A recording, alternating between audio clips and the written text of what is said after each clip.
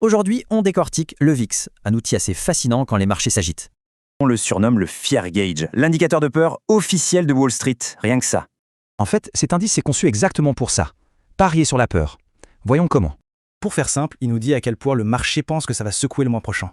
Son calcul se base sur les prix des options du S&P 500. Quand la panique monte, tout le monde veut s'assurer. Du coup, le prix des options explose et le VIX fait boum. C'est facile à lire. En dessous de 15, c'est calme.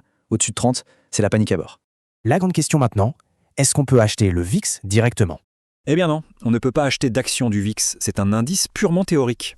Pour miser dessus, il faut passer par des produits comme des ETF qui achètent des contrats à terme.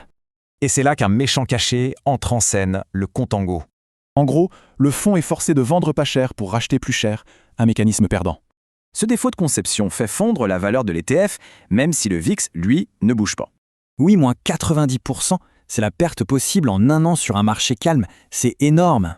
Il existe plusieurs produits, mais attention, certains sont de la pure nitroglycérine, surtout avec un effet de levier. Au final, il y a 2 usages très précis, mais face à 3 risques qui sont juste gigantesques. Les règles sont donc hyper strictes. Une toute petite partie du portefeuille sur une durée très très courte. La source de cette analyse, d'ailleurs, est catégorique. Pour leur stratégie, c'est non. Jamais. La question à se poser est donc simple.